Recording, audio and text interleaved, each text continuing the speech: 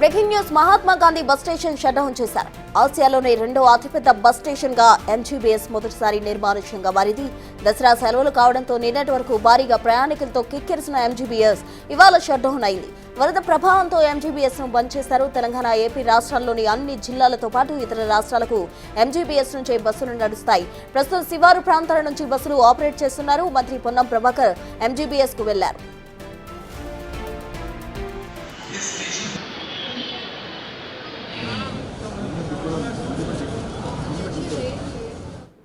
MGBS shut down కు సంబంధించి పూర్తి డీటెయిల్స్ మా ప్రతినిధి విజయ్ లైవ్ లో అందిస్తారు. విజయ్, ప్రసూన, ఆసియాలోనే అతి పెద్ద బస్టాండ్ అయినటువంటి మహాత్మా గాంధీ బస్ స్టేషన్ ఒక్కసారిగా నిర్మానుష్యంగా మారిపోయింది. నిన్న రాత్రి వచ్చినటువంటి మూసీ ప్రవాహం కారణంగా అయితే పూర్తిగా బస్ స్టేషన్ని ఆర్టీసీ అధికారులు అయితే క్లోజ్ చేసినటువంటి సిచ్యువేషన్ అయితే నెలకొందనే చెప్పాలి. అయితే నిన్నటి వరకు దసరా సెలవులు ఉండడంతో నిన్నటి వరకు ప్రయాణికులతో కిక్కిరిసిపోయినటువంటి ఎంజీ బస్ స్టేషన్ ఒక్కసారిగా నిర్మానుష్యంగా మారిపోయింది. ఇటు ఈ పరిస్థితిని సమీక్షించడానికి కొద్దిసేపటి క్రితమే రాష్ట్ర రవాణా శాఖ మంత్రి పొన్నం ప్రభాకర్తో పాటు ఇక్కడ హైదరాబాద్ కలెక్టర్ కూడా దాసరి హరిచంద్రతో పాటు సిటీ మేయర్ విజయలక్ష్మి, గద్వాల విజయలక్ష్మి కూడా ఈ యొక్క బస్టాండ్ అయితే సందర్శించారు. అలాగే స్థానికంగా ఇక్కడ ఉన్నటువంటి వర్కర్స్ కావచ్చు, ఎస్డిఆర్ఎఫ్ సిబ్బంది కావచ్చు, అలాగే డిఆర్ఎఫ్ సిబ్బంది కావచ్చు, నిన్న రాత్రి నుంచి కూడా సహాయక చర్యలు చేసి ప్రయాణికులు లోపల ఉన్నటువంటి ప్రయాణికుల్ని తాళ సాయంతో కూడా బయటకైతే పంపించారు. ముఖ్యంగా ఇప్పుడు ఇటు మూసి రిటైనింగ్ వాల్ ఏదైతే కనిపిస్తూ ఉందో మనకు, ఆ వాల్ అంతా కూడా సుమారుగా ఆ వాల్ ఎత్తు వరదంతా కూడా లోపలికి అయితే వచ్చింది. ఇప్పుడు మనం నిల్చున్న ప్లేస్ అంతా కూడా పూర్తిగా నీట మునిగినటువంటి సందర్భం కూడా నిన్న నెలకొంది. సో ఇప్పుడు ఆ రిటైనింగ్ వాల్ అదంతా కూడా రిపేర్ అయితే చేస్తూ ఉన్నారు. ఒక పక్క ఏదైతే ఇసుక మూటలు కావచ్చు, అలాగే సిమెంట్ కంకర మిశ్రమాన్ని కలిపి రిటైనింగ్ వాల్ దెబ్బతిన్న చోట కూడా మూసి వరద ప్రవాహం ఏదైతే ఉందో అది లోపలికి రాకుండా అటు మాన్సూన్ డిజాస్టర్ మేనేజ్మెంట్ టీమ్స్ అయితే పనిచేస్తూ ఉన్నాయి. ముఖ్యంగా ఇటు హైడ్రా టీమ్స్ కూడా యాక్టివ్ అయిపోయినటువంటి పరిస్థితి కూడా నెలకొంది. అయితే ఒక్కసారిగా ఇటు రాష్ట్రం నుంచి కావచ్చు, ఇటు ఆంధ్రప్రదేశ్ కావచ్చు, కర్ణాటక కావచ్చు, మొత్తం అంతా కూడా సౌత్ ఇండియాలోనే ఎక్కువ మొత్తం వరకు కూడా ఇటు ఎంజీబీఎస్ నుంచి అనేక రకాల బస్సులు అయితే వెళ్తూ ఉంటాయి. సో ఇప్పుడు ఒక్కసారిగా ఇటు మూసి ప్రవాహం సంబంధించి వరద నీరు బస్ స్టేషన్ లోపలికి రావడంతో ఈ బస్ స్టేషన్ మొత్తం, ఎంజీ బస్ స్టేషన్ మొత్తం కూడా నిర్మానుష్యంగా మారిపోయింది. ఎన్నడూ లేని విధంగా అధికారులు అయితే పూర్తిగా రవాణాని మొత్తం కూడా నిలిపివేశారు.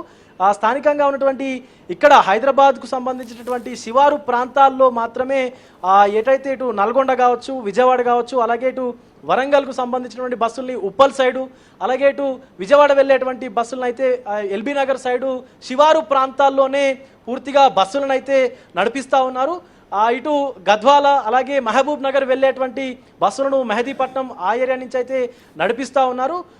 కొద్దిసేపటి క్రితమే ఇక్కడికి రాష్ట్ర రవాణా శాఖ మంత్రి పొన్నం ప్రభాకర్ కూడా ఈ బస్ స్టేషన్ మొత్తం సందర్శించి, అంటే మొత్తం ఏదైనా ప్రయాణికులు ఎవరైనా సరే వారి ప్రయాణాలు చేయాలనుకుంటే శివారు ప్రాంతాల నుంచి వెళ్ళడమే ఉత్తమం. అలాగే ఎంజీ బస్ స్టేషన్ వైపు అయితే రావద్దంటూ కూడా చెప్తా ఉన్నారు. ఎందుకంటే ఇక్కడ బస్సులు లేవు. ముఖ్యంగా వరద ఉధృతి ఇంకా కూడా, మూసి వరద ఉధృతి ఇంకా కూడా కొనసాగుతూ ఉంది.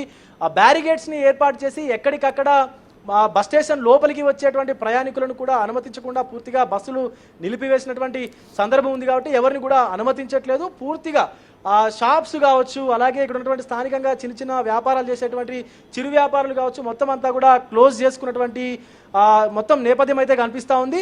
అయితే ఇటు ఆర్టీసీ ఉద్యోగులు కూడా ప్రయాణికులకు ఇబ్బంది కలగకుండా, అంటే ముందే పండగ సీజన్ ఉంది కాబట్టి సద్దుల బతుకమ్మ, అలాగే దసరా పండుగలు ఉన్నాయి కాబట్టి సో ప్రయాణికులకు అసౌకర్యం కలగకుండా హైదరాబాద్ శివారు ప్రాంతాల నుంచి కూడా ఆర్టీసీకి సంబంధించి ప్రత్యేక సర్వీసులను కూడా ఏర్పాటు చేశారు.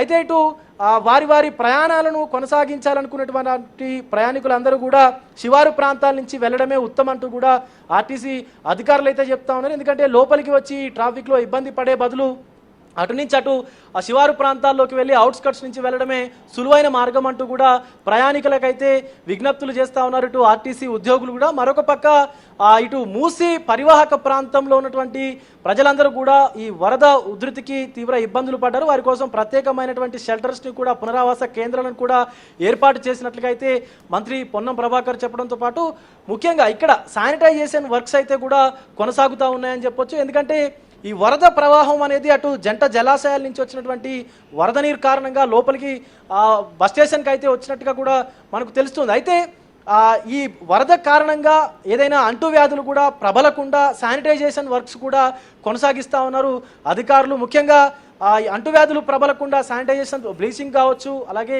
ఇతర ఏదైతే శానిటైజేషన్ వర్క్స్ ఉంటాయో అవన్నీ కూడా కంప్లీట్ చేస్తూ ఉన్నారు.